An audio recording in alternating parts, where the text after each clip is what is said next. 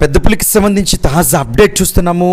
గత రాత్రి పెద్దపులి తునివైపు వస్తుంది, లేక తేటగుంట లేదా లోవకొత్తూరు కోటనందూరు మండలంలోకి వస్తుందని అలర్ట్ చేశారు. అయితే అందుకు భిన్నంగా పెద్దపులి ప్రయాణం కొనసాగుతున్న పరిస్థితి మాత్రం నెలకొంది. అన్నవరం పంపా రిజర్వాయర్ నుంచి మండపం సమీపంలోకి వెళ్ళిన పెద్దపులి శృంగధార మీదుగా పెద్దపులి ప్రయాణం కొనసాగినట్లుగా తెలుస్తుంది. అంతేకాకుండా అక్కడ ఒక దూడపై కూడా దాడి చేసి ఆహారంగా తీసుకున్నట్లుగా మనకి స్పష్టమవుతుంది. ఏదైతే ఈ మండపం సమీపంలో ప్రాంతంలో ఈ పెద్దపులి చిక్కేందుకు ప్రత్యేక బోన్లు కూడా ఏర్పాటు చేశారు.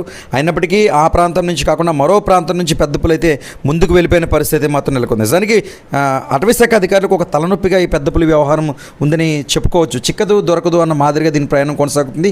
ఇప్పటికే ఈ విషయంపై AP deputy CM Pawan Kalyan ప్రత్యేక టీములను ఇక్కడికి పంపిస్తున్నట్టుగా సమాచారం ఉంటుంది. ఆ టీంలు వస్తే తప్ప పెద్దపులిని పట్టుకునే అవకాశాలు లేవంటూ పలువురు పేర్కొంటున్నారు. ఏదేమైనా దాడులు పరంపర కొనసాగుతున్నాయి. లేగదూడలు కావచ్చు, గేదెలు కావచ్చు, ఆవులు కావచ్చు చనిపోతున్న పరిస్థితులు. ప్రస్తుతం శంఖవరం మండలంలోనే పెద్దపులి తిష్ట వేసింది. మండపం సమీప ప్రాంతం కొత్తపల్లి, శృంగధార పరిసర ప్రాంతాల్లోనే పెద్దపులి ఉంది. అయితే రౌతులపూడి వైపు కూడా వెళ్ళే అవకాశం ఉందని ఒక అంచనా వేస్తున్నారు. అంతకుమించి తుని మండలంలో కూడా వచ్చే అవకాశం లేకపోలేదని కూడా చెప్పుకోవచ్చు. మొత్తానికి ఇదే ప్రాంతంలో పెద్దపులి తిష్ట వేసింది.